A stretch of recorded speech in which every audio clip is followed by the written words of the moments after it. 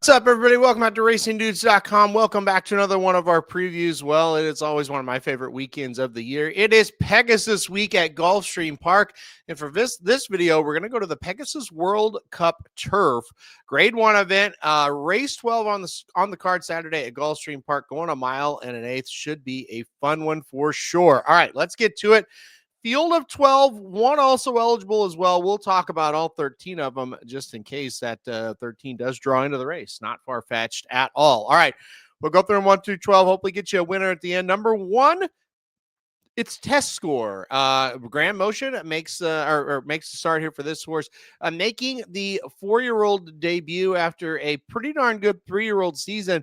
This horse kind of danced every dance, really from the absolute start. Debuted in the Kitten Joy here as a 3-year-old, I should say. 3-year-old debut in the Kitten Joy. Ran third, then won the Transylvania. Second in the American Turf behind Zulu Kingdom, a very, very good horse in my opinion. Belmont Derby, this horse was able to get the job done. Saratoga Derby was third. Nashville Derby fourth. Twilight Derby, another Derby, won it at Santa Anita. And then last time out, the Hollywood Derby, third, beating a half link as a big favorite. Now making that 4-year-old debut, first out as a 4-year-old. We'll see what happens with this horse.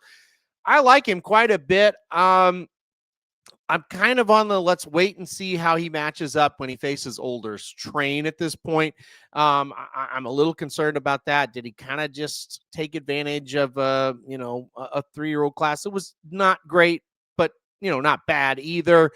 When he steps up, will he have a little bit of a trouble? That's where I'm at with him. But respect the horse. Excited to see him this year. Let's see how he runs here. Kind of wait and see approach for me on this one. The number 2 is Program Trading. You don't have to, wait and see on this horse. You know that he's pretty darn good. 10 lifetime starts, has hit the board 8 times, has won 5 of those races.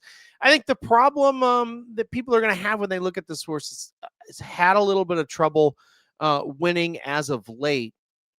It doesn't really bother me. I kind of really like this horse in this one. Let's just go through all 10 of his starts. Back in May of 2023, broke the maiden at Monmouth by 5, went to Belmont and won an allowance option claimer, went to the Saratoga Derby and won once again, and then went to the Virginia Derby back when it was still on turf. Second in that spot, went out to Del Mar, won the Hollywood Derby there.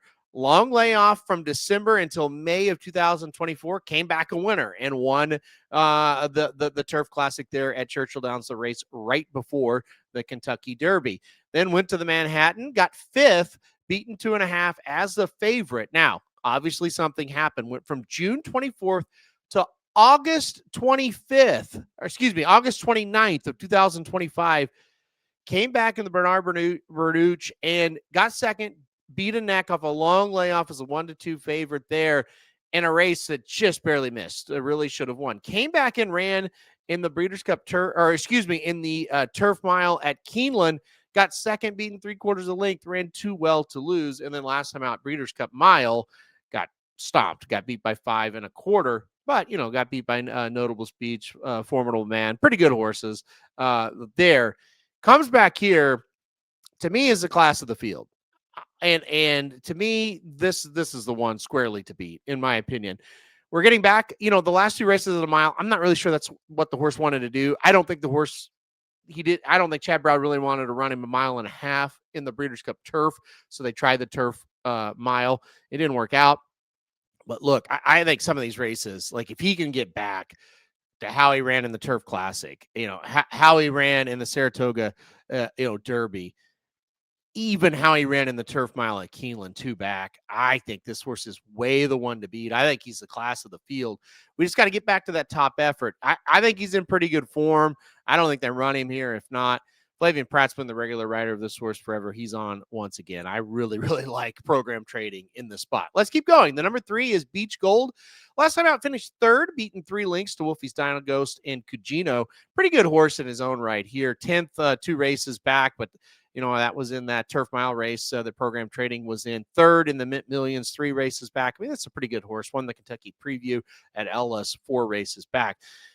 Underneath is kind of where I'm looking for this horse. I don't think this is a winner of this race, but he's very nice. He's in good form. I think he could hit the board at a pretty good price. The number 4 is One Stripe.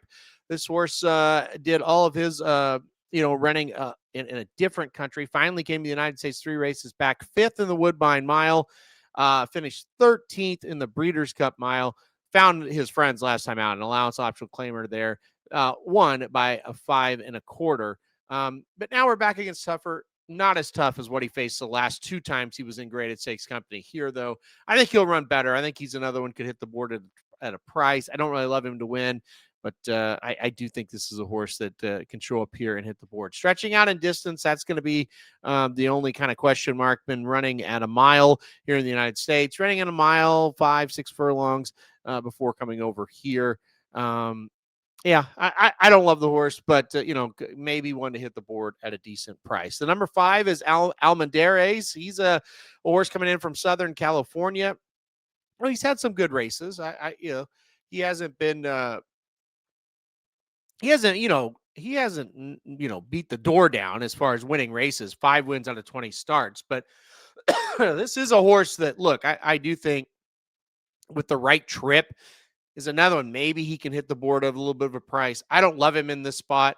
I don't hate him either. I mean, it is what it is, right? Those Southern California races a lot of times don't produce great horses when they go away from Southern California. They have trouble winning when it's on the turf. And that's kind of my worry about this horse. I do think stretching out to a mile and 1/8 is interesting. He's been mostly a mile and 16th horse. So we'll see if the stretch out really helps with Almendares, if I could speak. All right, let's go to the number 6, call sign 7. This is a horse that won at Del Mar last time out. So another Southern California shipper. Did win last time out by a half length in the Seabiscuit. This is a logical next spot for the horse here. Before that, won an allowance optional claimer at Santa Anita, 3 races back, and broke the maiden at Del Mar, 5 races back. Not for me in this spot, but does come in off of a pretty good, nice effort last time out. Maybe shows up here and runs a little bit bigger than even that. That's probably what it's going to have to take. I don't hate the horse, just not for me in this spot. The number 7 is Major Dude. Major Dude is next. This is a horse that at times you really kind of thought this might be a big up and coming type of runner. Last year won the Fort Lauderdale before running 6th in the Pegasus World Cup. And it was like, yeah, it's just a little bit too tough for him, right? Came back and ran in the Canadian Turf, got 2nd, then 4th in the Appleton, 3rd in the Opening Verse, 3rd in the Poker, 3rd in the United Nations, 5th in the Mint Million. And you go, well, he's just not a graded stakes type. Dropped down to just a listed stakes in the Artie Schiller last time out and won. I think that's his level. I just don't think this is his level. This field isn't overly tough. I think he can show up and maybe run well, maybe have a little bit of a chance. I just can't see him winning it. So I usually have interest in this horse. I just don't in this spot. Maybe, the wind kind of woke him up last time out. I just don't think so. The number 8 is Cabo Spirit. And again, another Southern California shipper. This is the 3rd one so far coming in out of the first 8 we talk about. This is probably the one I like the best, honestly. I thought last time out, Gate to Wire, a very nice win in the San Gabriel. Seabiscuit, just didn't run very well. I think, just kind of went too fast and couldn't get the job done. City of Hope ran behind Johannes, but was 2nd. I thought ran very good. Del Mar Mile ran behind Formidable Man and Almendares, but, always ran well. I think the speed makes this horse very kind of fascinating. Could hold on for a piece of it. I don't think the horse wins.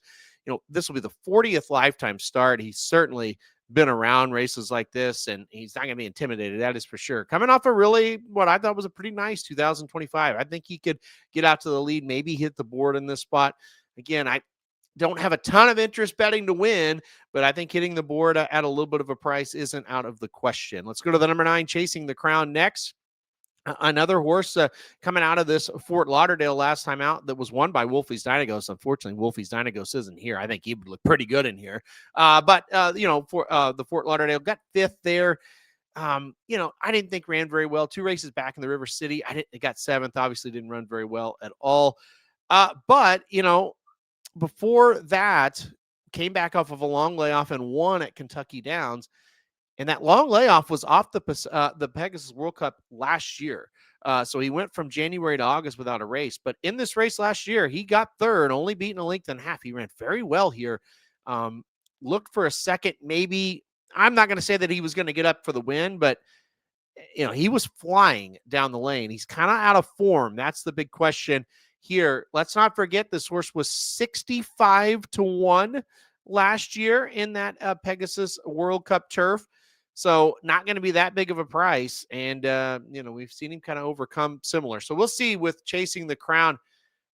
I'm kind of staying away from him in this spot, but, wouldn't be shocked if he comes running in the end and maybe gets a piece of it. All right, let's go to the next one here. Number 10, Cugino. And, look, this is a damn solid horse. I'll just say it like that. This horse, 14 lifetime starts, 6 wins, but 11 times has hit the board, and all 11 have been win or place. No shows in there for this horse. He really has went on a nice run. If you just look at his 2025 allowance optional claimer win, they tried the 4-star Dave after that. That did not go well. But he came right back and won the Red Bank. He came right back off of that and won the Red Smith. And then last time out, a very close second-place effort behind Wolfie Ghost in the Fort Lauderdale. I like him quite a bit. I don't think he's as good as program trading, and that's where it's at for me. You also got to look at it and go, program trading gets Flavian Pratt aboard. Flavian Pratt had been on Cugino the last 2 races, and, I thought, rode him very well. I just kind of think program trading is the better horse than Cugino, but I think that out of all the ones we've talked about so far, that is the one that I think could challenge. And so, I don't hate Cugino in this spot. He kind of, to begin his career, was a little bit of maybe he's just a second place type of horse, but he's ran very well, won 4 out of his last 6. So I think he is a winner now. I don't worry about him maybe not being able to finish. I just think program trading is a little bit better of a horse. All right, let's go to the number 11 Astronomer next. This is another horse that comes in from Southern California. So this is the 4th one. We've seen him forever, and he is one that can jump up and pull off a big upset. It just doesn't happen very often. 3 for 22 lifetime for this horse, 10 out of 22 hitting the board. So I do think he is a little bit of a hit the board type of horse. Gets Jose Ortiz aboard for the 2nd straight race. Jose was out there at Santa Anita last time this horse ran, got 2nd, beating a length and a half behind Cabo Spirit. I think he could be around, but that's about it. I don't have a lot of interest on top for him. Number 12, Fort Washington. He is kind of another one for Shug that kind of was, he'll hit the board. And then he kind of found his friends, and he's won 3 out of the last 5 races. One of those losses was last time out in the Turf Cup there at Kentucky Downs, and I don't, that is what it is, right? He did lose the Wise Dan by a length and 3/4. But other than that, 3 wins, a grade 3 Canadian Turf, the grade 3 dinner party there. And that was on, of course, on Preakness Day. And then he won the Arlington Million, which is still a grade 1 there at Colonial Downs in August. I think Cugino and Fort Washington are very similar horses. And I think they both show up here with a chance. I just kind of think program trading is a touch better than these 2 Shug horses, but I think both of them are worthy contenders to pull off a little bit of an upset. And then Balnikov will be the last horse to talk about here. He is on the also eligible list. Another horse coming in from Southern California. There was a time. I don't think the time is now. He kind of has aged a little bit here. He's now 7 years old. He earned it to be here. I mean, he's a pretty good hard knocking horse. He's just not for me in this spot, even if he draws in. I'm all over the number 2 program trading. I think this horse is going to be awfully, awfully tough to beat. I think if somebody's going to beat them, Cugino and Fort Washington are the pair that I like. And after that, I do like Test Score. Those, that's the top 4 there for me. You could kind of mix up Test Score, Cugino, and Fort Washington. You can, 2 through 4, kind of interchangeable. But for me, program trading is not interchangeable. And that's going to be my pick to win this year. So I'm going to go number 2, program trading, to win this year's version of the Pegasus World Cup Turf. All right, guys, thanks everybody for watching this video.